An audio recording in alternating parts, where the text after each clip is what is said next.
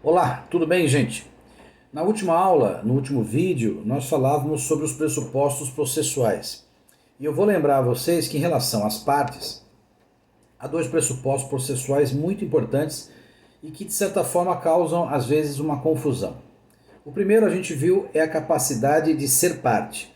Atributo vinculado à condição de pessoa, portanto, basta haver personalidade para que haja capacidade de ser parte. Portanto, o ser humano nascido detém essa capacidade de atuar tanto como autor quanto no réu, independentemente da sua capacidade civil.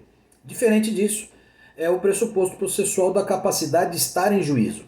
Essa capacidade de estar em juízo exige capacidade civil, portanto, o atributo de realizar por si os atos necessários à preservação, garantia ou busca dos seus direitos.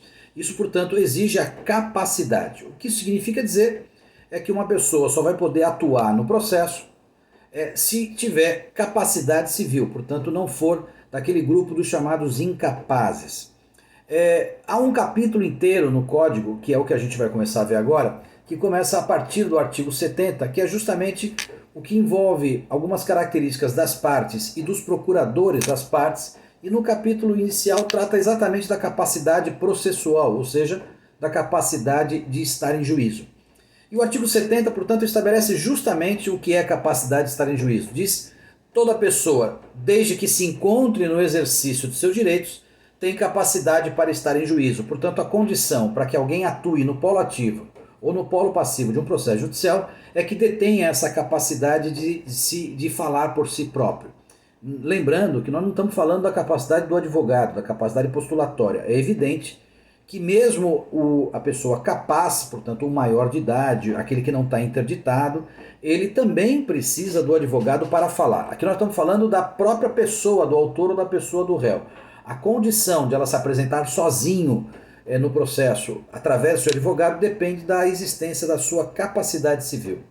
O artigo 71, portanto, estabelece o modo pelo qual a gente vai corrigir essa eventual incapacidade, dizendo o seguinte: o incapaz será representado ou assistido por seus pais, por tutor ou por curador na forma da lei.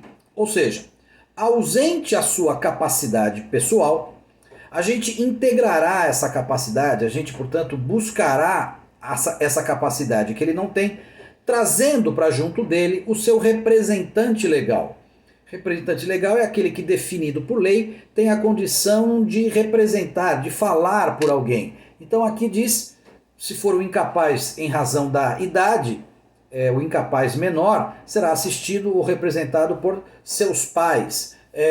E eventualmente, na ausência desses pais, por um tutor ou curador.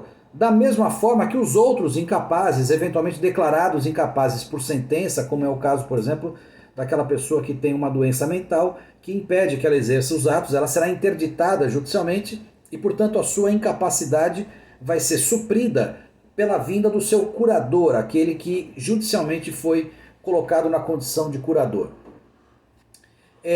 No artigo 72 se estabelece o seguinte: caso inexista essa pessoa que a lei define como representante legal, portanto não existe a figura do pai, não existe a figura do curador, ou mesmo que exista, o que nós faremos quando houver um conflito entre o interesse daquele que representa e do representado?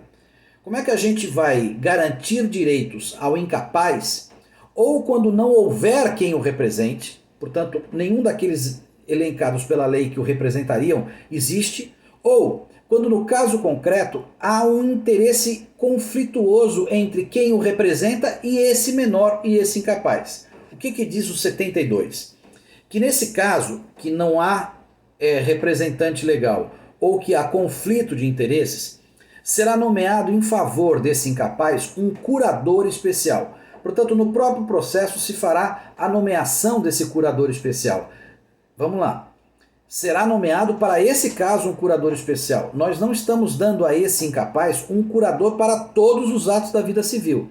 Nós estamos dando a ele um curador para que possa, nesse processo judicial específico, exercer a figura da representação, mas sem que isto o qualifique para representar esse incapaz nos outros atos da vida civil, tá bom? Voltamos em seguida.